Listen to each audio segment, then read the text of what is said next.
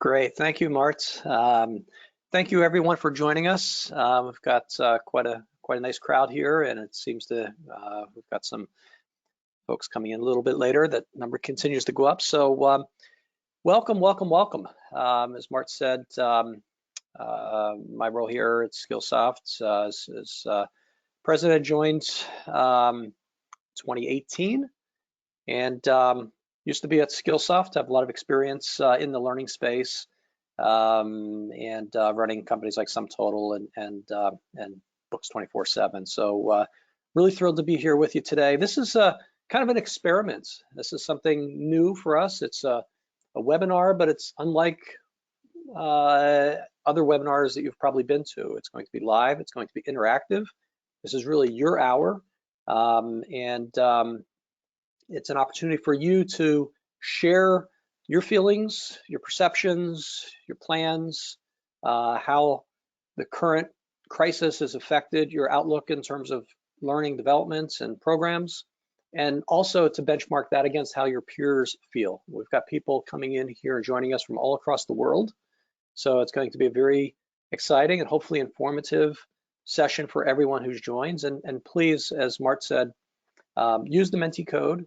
Go to menti.com on your personal phone, your mobile device, put in the code 80141, and you'll be able to vote as we go through the questions. This is very interactive, and the more who participate, the better the data on the other side. So why are we doing the survey? For one thing, we're in a very unique position where we talk to many, many clients around the world. We have 18, we're in 18 countries. Some countries we have multiple offices. So when the virus was starting, we actually saw it like the sun moving across the globe.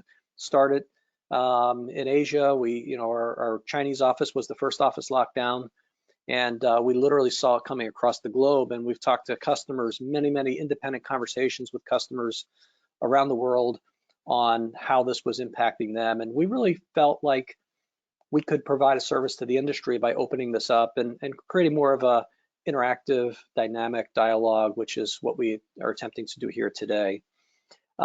Because we opened this up widely to everyone, we posted on social media and allowed anyone in the industry to join. There will be some of you who are not familiar with goFLUENT, so just a brief word on us as a company. We are specialists in accelerating the language skills of employees, of entire workforces in B2B organizations.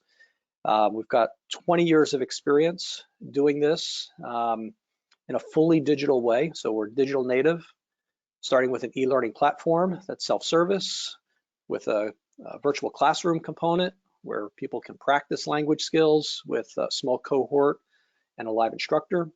And we also have personal one-on-one coaching where you work with a live coach virtually, and can continue to develop and practice and improve language skills at all levels, from elementary levels all the way up to very advanced levels. And obviously with language, it's about being able to hold fruitful business conversations, not just casual conversation, but really helping individuals improve their skills, progress in their career by having the language proficiency that they need.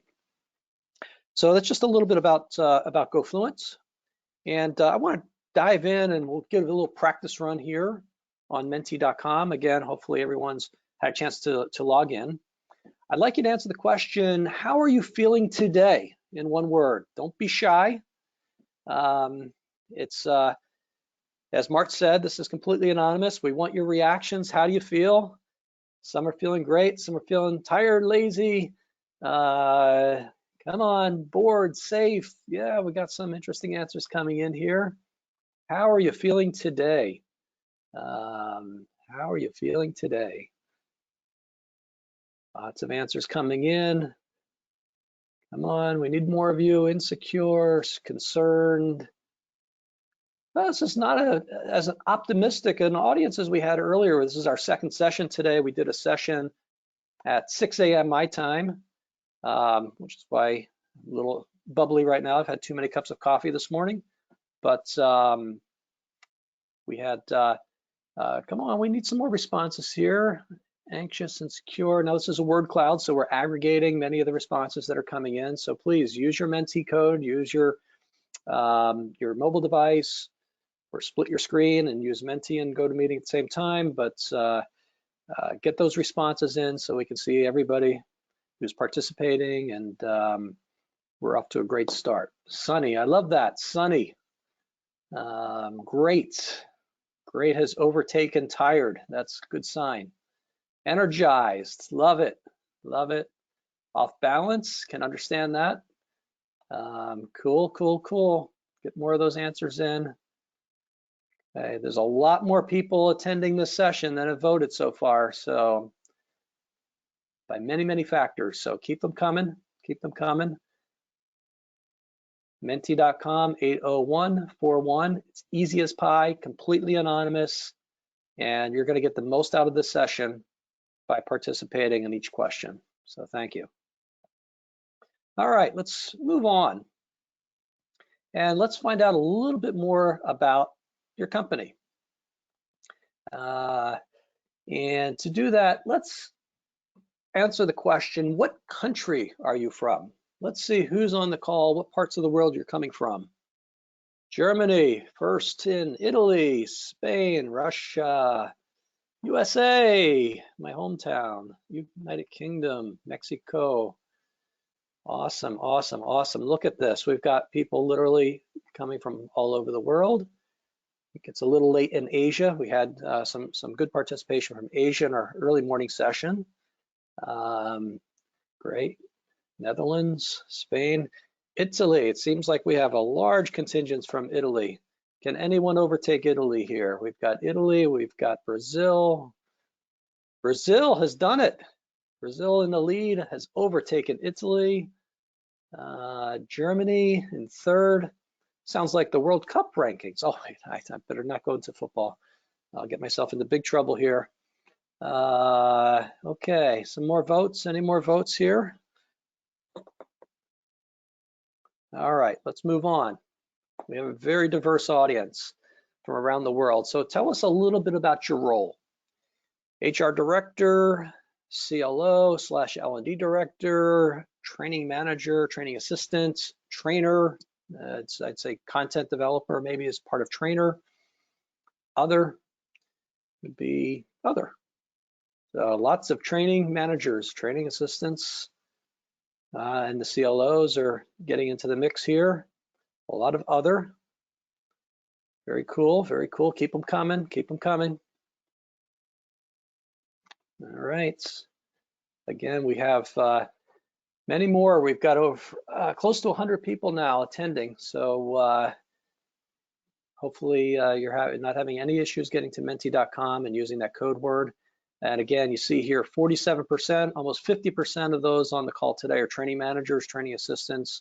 Add in the L&D leaders and CLOs. We got a very strong showing of people who are running programs, global programs in L&D, and your experience and your comments today are going to be really, really helpful and useful.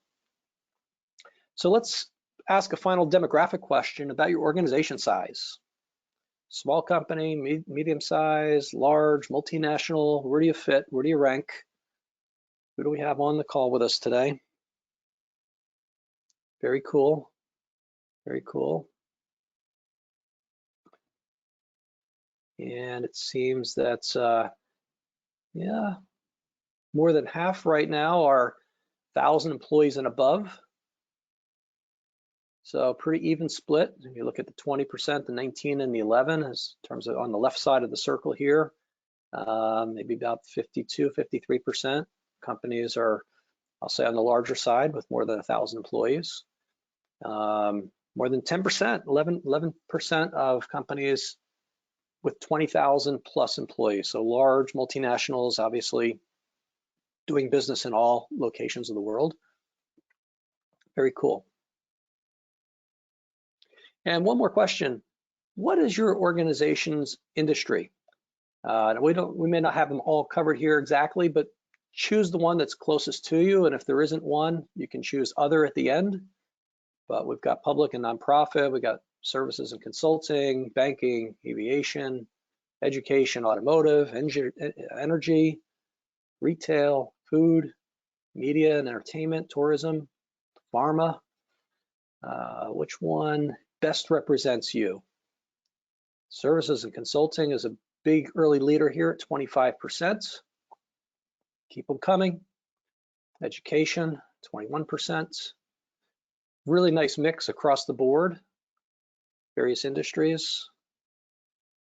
Very good. So 24% education and services and consulting. Very cool. Okay. Now I want you to get into your time machine. Travel back in time, long ago, before COVID-19. I know it seems like years. It's only been a matter of weeks, really, just a few short months. But if you go back before COVID-19, let's talk about how things were back then. And the first question I'd like your feedback on is, what was the general training strategy of your organization? And there's really three choices here. Were trainings for managers or for very specific trainees, very prescriptive training, or on the other side of the spectrum, where your training is open to everyone, where they, did you encourage all employees to self-train, to self-develop, and really make as much of the training open to everyone as possible? Or did you have certain trainings for certain employees, certain trainings for other employees, more of a hybrid model? So again, pre-COVID, what was the general philosophy in your organization? Good, keep them coming. Okay. So it seems that many organizations were not being overly prescriptive. They were either making as much available for everyone, or selectively making as much training available to certain employees and other training available to others, but a little less restrictive than the first answer there. And it's about evenly split on those last two. Very good, very good. So here, I'd like you to prioritize the types of training that you were doing in your organization pre-COVID, and don't pay attention to the 1st through 7th on the screen. They're not meant to distract you or to sway your voting in any way. It's just the way that Menti builds this particular slide. But on your device, you have the option of checking the priorities for each of the types of training programs that you were running. So tell us a little bit about what your top priorities were. You can see them rolling in here.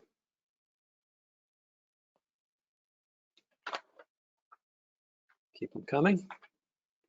Leadership, technical, soft skills, languages. Yeah, in many parts of the world, I know languages are very important, especially where you may have population that's dealing with groups from many different countries. Yep, technical skills, language skills, soft skills, leadership.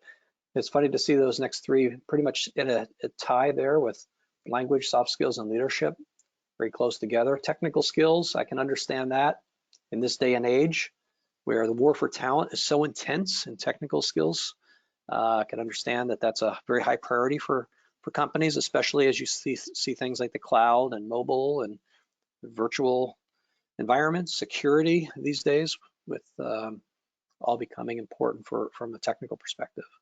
So great. And again, this is all pre-COVID, how the world looked before we were dealing with this crisis. So I'm going to move on now to the next question, which is, how were your training programs mostly delivered in a pre-COVID world? So the choices here are e-learning modules, face-to-face, virtual classroom, webinars, video learning, others. And I think on this one you can have multiple choices, but how were they predominantly delivered in a pre-COVID world? And a little interesting factoid while you're choosing your answers there. I was reading a Brandon Hall survey that just came out the other day, and they talked about how most organizations prior to COVID were using, 96% were using ILT, instructor-led training, to some degree to deliver learning pre-COVID. 96% were still using ILT to some extent. Here we see, maybe not surprising, 31% relying on e-learning modules, 36% using face-to-face. Pretty even split, but face-to-face still slightly ahead of the e-learning modules. And that's pretty consistent with how I think of the pre-COVID world, where many organizations in some parts of the world, it's more predominant than others, that face-to-face traditional classroom training was still a modality that was being used fairly heavily.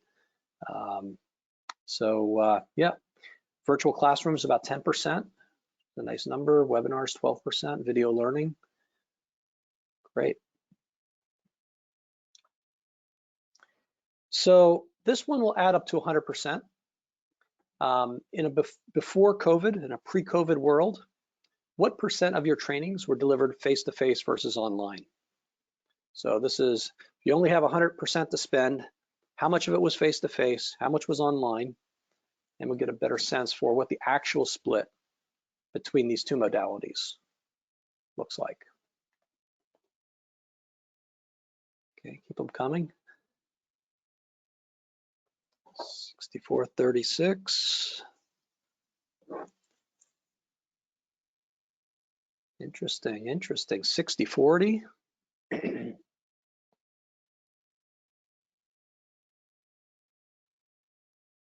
Okay, I'm going to give you another minute or so to vote, just in case. This is a really interesting question. You only have 100%, approximately what percent were face-to-face, what percent were online? And we're shaping up right around a 60-40. It's a really interesting number.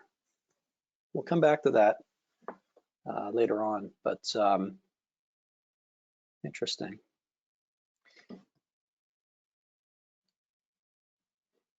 Next, I want to shift gears just slightly to where we are today. Thinking about your COVID-19 preparedness, the responses you've had to take so far, but this is really the present moment, where we are today with dealing with COVID.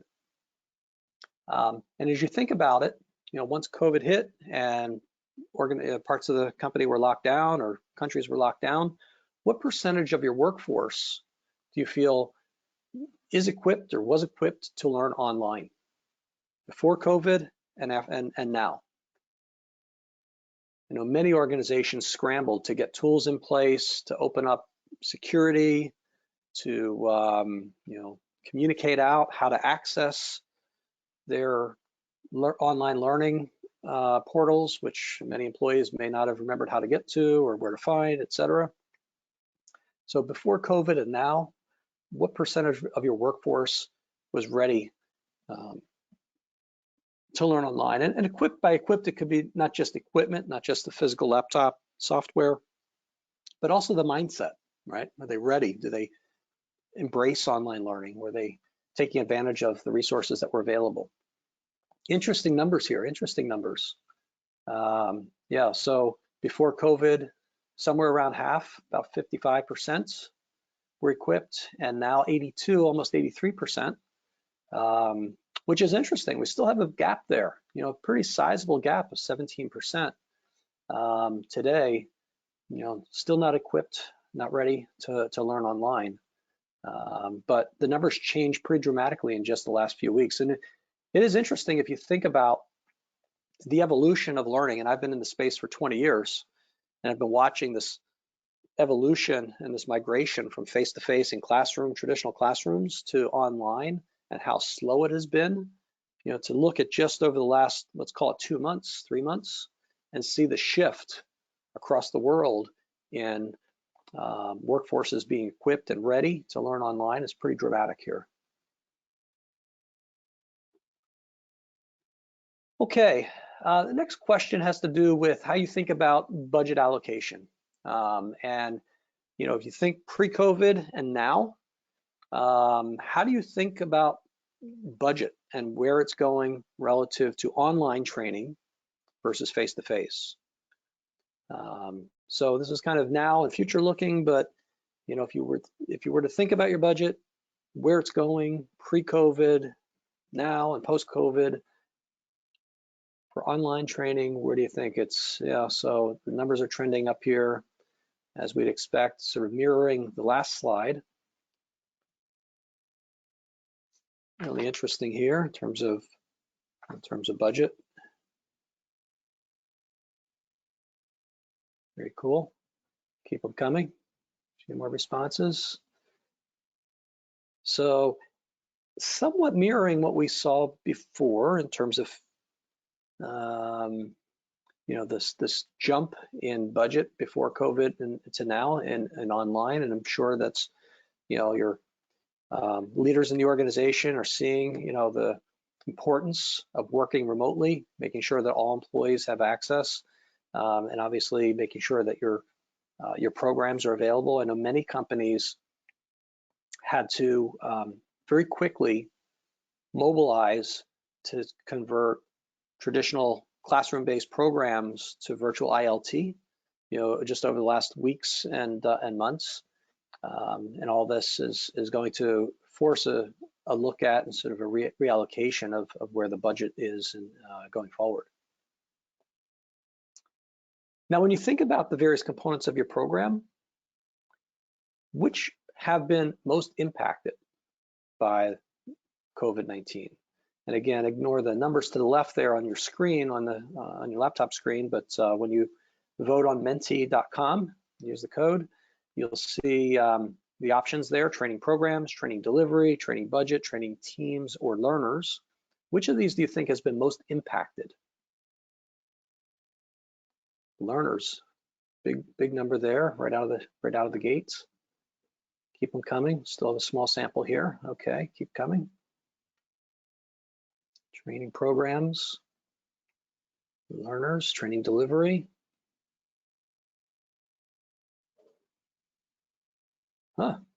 This is very interesting. In the earlier session, learners were actually a smaller number. They were down closer to the bottom, and training programs was at the top. So we're seeing a little different perspective here. I can absolutely understand why learners would be most impacted. You can also understand why training programs would be most impacted. Training teams kind of least impacted here, and maybe that's because this particular group in this session here better prepared, maybe had more experience with online learning and were less impacted. But very interesting to see these results here of training programs now taking the lead, and learners number 2, number 1. Yeah, very interesting. Yeah, and literally learners were in the 5th position in the early morning session that we did. So it's interesting, interesting dichotomy there. Okay. How do you prioritize the following responses to COVID-19? How do you prioritize these responses? And this is, when it broke out, when it happened, when you had to deal with the challenges. How did you prioritize these things? Developing new skills, moving from face-to-face to digital, adopting budget for other urgent needs, or no changes?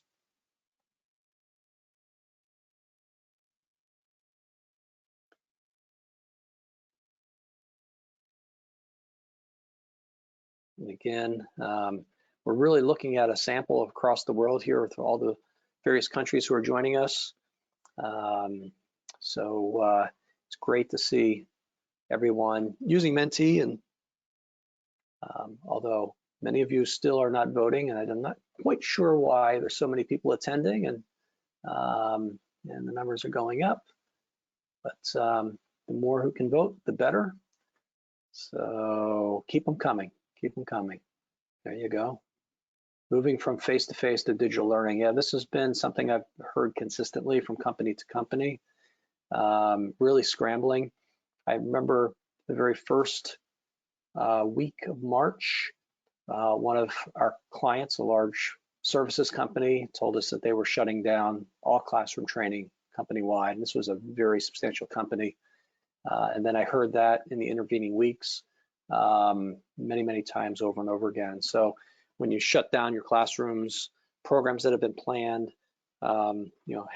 quickly converting the critical content to digitals has been a challenge for many organizations.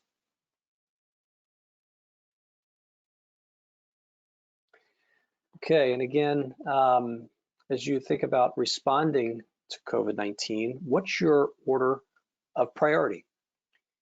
Working from home training programs, getting those in place, engaging your remote learners, making sure that they're learning, making sure they're active, making sure they're taking part, identifying the digital tools and platforms that you need, identifying skills for business continuity and making sure that the business can still operate, or something else.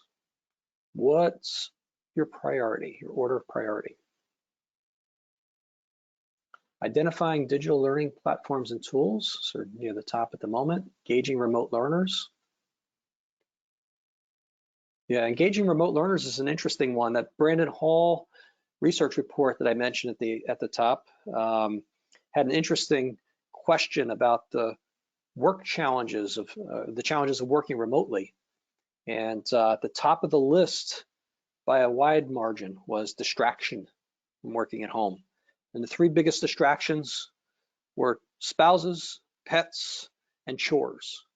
So it's adapting to that new life of working from home, sharing bandwidth, sharing office space and space in general with the rest of the family. And for us as learning professionals, making sure that the learners, remote learners, are engaged. Yeah, I can understand that being a high priority. Work from home training programs. Yep, it's part of that digital transformation. Very good. So now come out of the time machine, at least the Wayback Time Machine, and let's look ahead.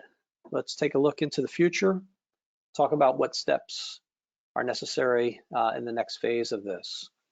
So as you think about a post-COVID-19 world, what % of training will be delivered online versus face-to-face? Again, you have 100% to spend here. How do you think about this split between online training and face-to-face in a post-COVID-19 world? Keep those responses rolling in here. 63, 65%. And you project yourself maybe 6 months or 12 months into the future. 65, 35, 66, 65, 64. So we're seem to be huddling around a 64, 65% online versus 35% face-to-face. And I will remind you, earlier we asked this question in a pre-COVID world. The answer that we saw was 60-40, so 60 online, 40 face-to-face. So here we are seeing a shift between online and face-to-face, a somewhat subtle shift, but a noticeable one nonetheless. It is interesting, in the morning session, we saw a much higher percentage. We saw 72% online, 28% face-to-face in a post-COVID world.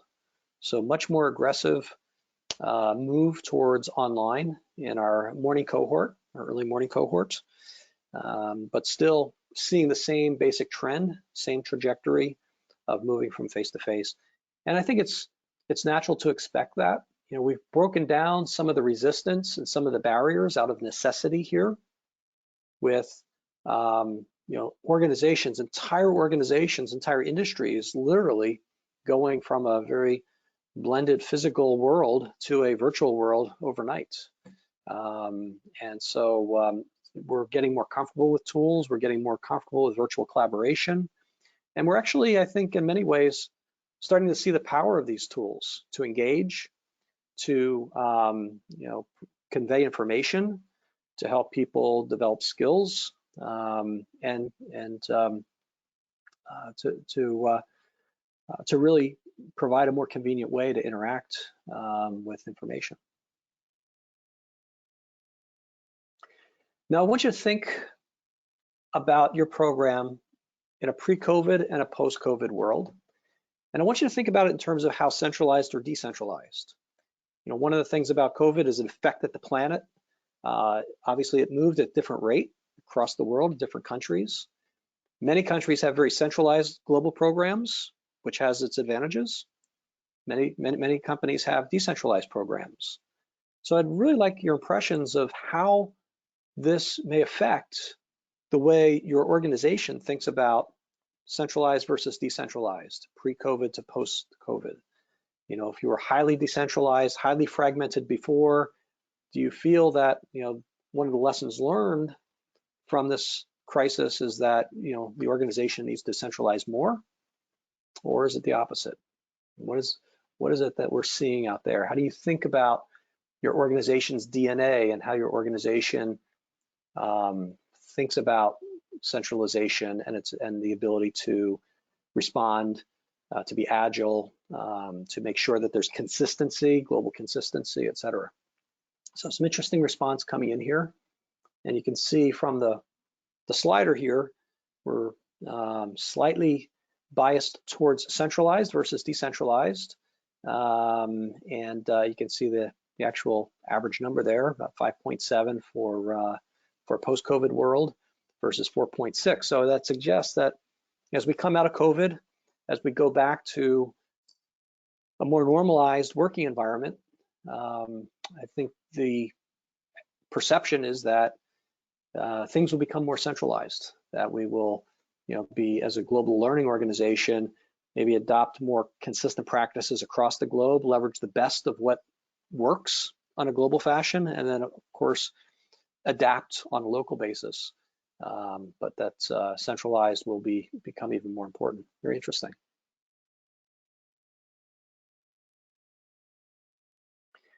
Now I'd like you to come up with a word that best describes your feeling towards virtual learning.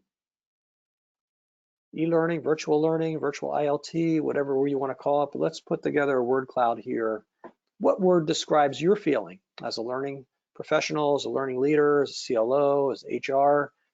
How do you think about virtual learning?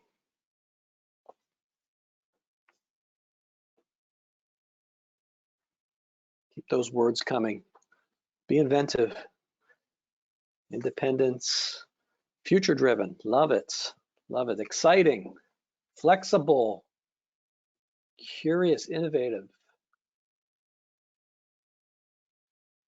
Very cool.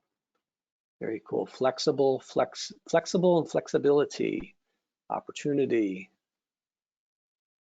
High-level content. Engagements. Really cool. I see a few people out there who still aren't convinced. Somebody thinks it could be boring, and e-learning can be boring. But the tools and the technologies and the way of blending it and different modalities really raise the game. And an e-learning experience never has to be boring, but it's always flexible. And the ability to interact synchronously like we are now with e-learning, or to have a recorded session available for those who couldn't make it, is also a huge, huge benefit that you don't get in the classroom. Nimble, I like that one. Some very cool words up here. Knowledge transfer, love it. Okay, I'm going to ask one more question here, and in one word, I'd like you to think about how you feel about the future of training in a post-COVID-19 world. Think about the future. We're through this crazy post-COVID-19 period. We're back in a normal setting. We're working in offices or remotely, but no social distancing to this extent. How do you feel about the future of training?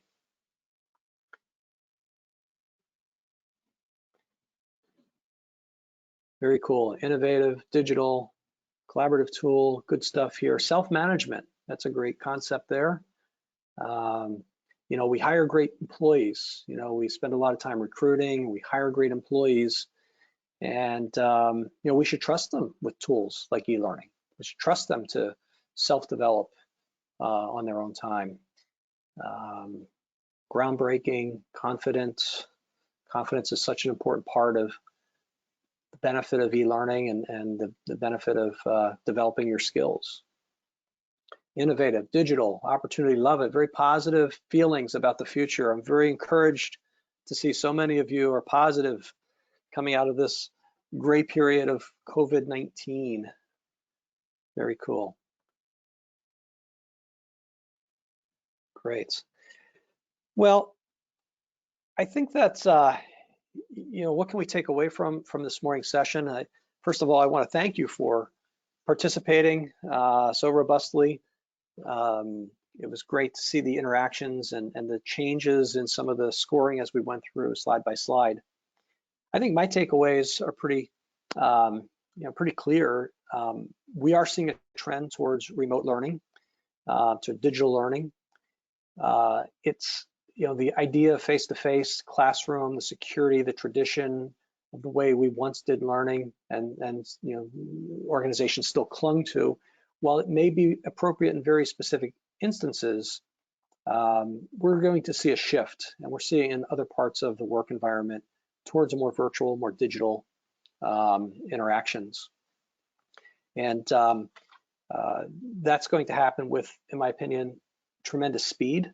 And it's not without complexity. In fact, the Brandon Hall survey that I was referring to earlier asked a very interesting question about coronavirus as a challenge to the organization. And they asked that question back in early March, and 73% of people responded that it was very or extremely challenging to the organization. So 73% in early March said it was you know, very or extremely challenging. They asked the question again just 4 weeks later, so early April, and it jumped up to 83%. So from a learning perspective, even though there were some quick adaptations, there are new challenges that will, you know, that will spring up that need to be addressed from an L&D perspective. And it reminds me of just one other question that I'll share with you from that survey, which was kind of interesting. It asked about how technologically ready L&D was for a remote workforce, and the answer was 58%. So L&D felt, you know, 58% felt they were ready, but it asked L&D how ready they thought their employees were for digital learning. And that number was 62% said yes, absolutely ready. The employees were ready for it. And another 22% said they weren't quite sure. Only 16% said they weren't ready. So I think about this as L&D is 58% of L&D is ready, 62% plus some percentage of the 22% that were unknown are waiting for it. Your learners are ready. Your employees are ready for digital learning. So there is a divide there, and I think that this whole experience, if one thing comes out of COVID-19 and our survey today, I think reflects this, that we still have some learning lessons that will come out of this, but e-learning, digital learning is clearly the future. We're moving there. We're being forced to move there through this crisis, and we're all in this together. You know, as learning professionals, we can learn from each other. We can learn best practices from the companies we choose to partner with, and we will get better. And having lived through 4 different crises now, going back to the dot-com bubble bursting when I was running books 24/7, and 9/11, and financial crisis of 2008 when I was at Skillsoft, and now with COVID crisis here, we will get through this.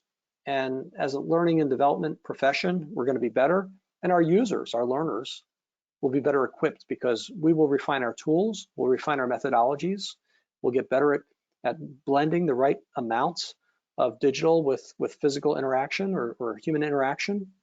And ultimately we'll have better learning experiences. So I want to thank you all for joining. I do want to take some questions. So I'm going to open it up now for any questions that are coming from out there. I do have first question. It's always in these sessions, the first question is always the same, I think. It's, will the slides be available online? And the collected answers. Yeah, so early next week, you'll get an email. The email will contain a link to a replay of this session if for any reason you want to see it again or want to share it. It will also have a PDF of all the compiled results. So you'll have that all together. And I think Marta is also working on adding in a comparison to the morning session so you can see the combined results. We had about twice the audience size in the morning session. So between the two sessions, literally hundreds of people. So it was great feedback and inputs. Okay. I see a question here about how does goFLUENT see the crisis impacting language training? You know, it's a great question. I'd say our experience is that language training, language learning is one of those areas that was more reliant on face-to-face than other areas of learning. For instance, you know, technical skills, business skills, soft skills that we talked about earlier. Many companies adopted e-learning in those areas long ago and shifted to e-learning as a primary delivery methodology. Language learning has, more than any other area, I think, has really clung to you know, that classroom environment or the physical environment. So I think we see that coming to a significant halt, or certainly dropping as a big percentage of language learning. We've always believed, and we've been in this business for 20 years, blending or coming up with the optimal blend of digital technologies to really accelerate the language learning process. And so the flexibility to do that, to be able to interact in a virtual classroom with other students, to be able to work with a one-on-one coach in a virtual environment, live coach is really helpful to get live feedback on written assignments. These are all things that I think really make a digital experience for language learning a far superior experience to a classroom. So I think that will change quite dramatically. How can we engage employees to make trainings online? How can we engage employees to make trainings online? Well, I think that's, you know, part of successful engagement comes from the design of the program, right? So I've seen bad e-learning, I've seen great e-learning. I happen to think at goFLUENT we have great e-learning because we blend these different modalities, and we use rich video, we use questions and answers, you're getting feedback, you got the practice, the safe practice environments with virtual classrooms, you've got the one-on-one where the instructor can see all the activities. So when you blend these digital modalities together, it creates engagement, it creates excitement. It doesn't allow the user to become bored or disengaged. So the first thing you need to do is really either design or work with a digital native provider, supplier, who has the experience to create these engaging environments that capture the learner's attention. It's a busy world out there. So that's number one. And then number two, learners need to know where to find it, how to get to it, right? You've got to remove the barriers. Don't make it clicking through 5 different links to try to get to the ultimate destination. Try to, you know, integrate in with your LMS, have a link from, you know, whether it's a Cornerstone platform, a Percipio platform, or Degreed platform, whatever you're using, you know, ensure that there's an easy way for users to be authenticated, not have to worry about a separate set of passwords and logins. Simplify the process. Let's see what else is coming here. I'm interested in how different geographic areas compare as far as past, current use of digital learning versus face-to-face. Yeah, so I think we'll see those results when we do the comparisons, and it'll be interesting to see if we can do a split by geographies. I will just observe from the 2 different sessions, we had obviously a higher percentage of folks from Asia on the earlier session, and it seemed that the adoption rates for E and digital were higher. With, again, this is kind of an overgeneralization of the audience, the results I saw from the audience this morning, but that, it could just give a sense there of relative adoption rates in different parts of the world. It'll be interesting to see if we can slice the data after this in a different way. How do you persuade traditional learners to give it a try? Well, I think you have a perfect opportunity right now. In this COVID crisis, we should all be marketing experts, right? People are at home, they're locked down. There are opportunities to fill in that in-between time, between meetings, between tasks, to remind them that there are great self-development opportunities for them. I find personally that working in a lockdown mode, I have fewer distractions. To me, the ability to invest some of that time to develop myself is, I've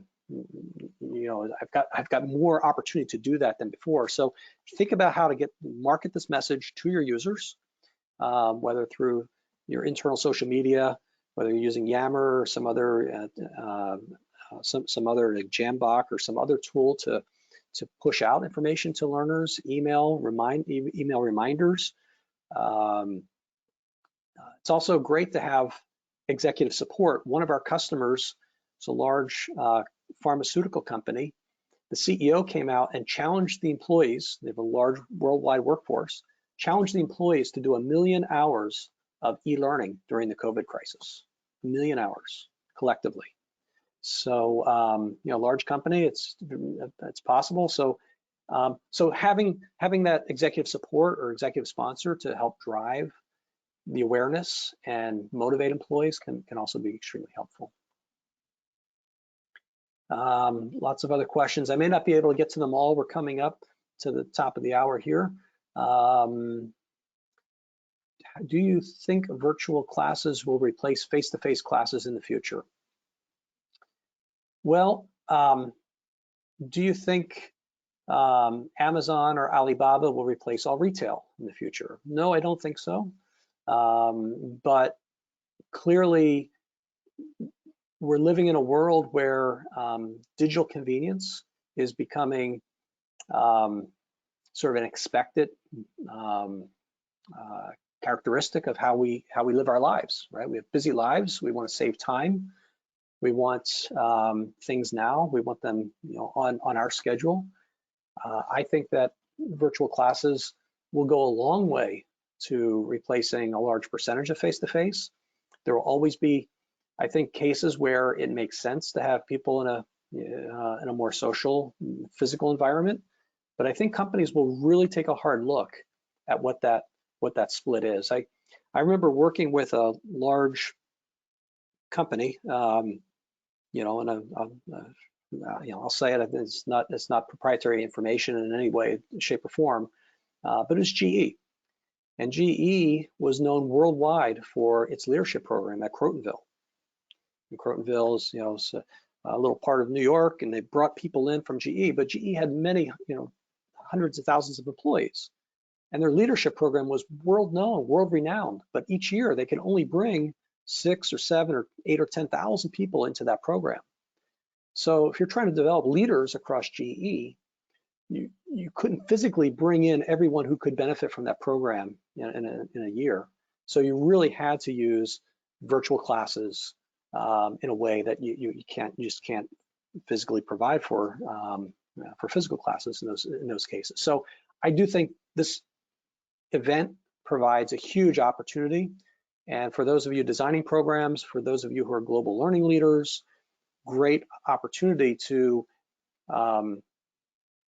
restake your claim in terms of learning budget and learning strategy going forward, and ensuring that your organization is set up to be fully digital, because who knows what existential crisis can happen down the road. And if you lay the groundwork now, learning from this crisis, you'll be much better positioned in the future. Yeah, huge opportunity. So I think that's pretty much, there's a few other questions here, but in the interest of time, I think I'm going to stop here. Again, thank everyone for joining. It's been a great experience. I hope you are taking away some insights and some information that can be helpful to you. Welcome any feedback and follow-up. If you wanted to email me, it's just jambrose@gofluent.com. Happy to take any suggestions or feedback for the future. And you will get the emails from us. Thank you very much. Enjoy the rest of your day, and good luck navigating the balance of the crisis. And we look forward to partnering with many of you on your language learning needs. So thanks again. Take care.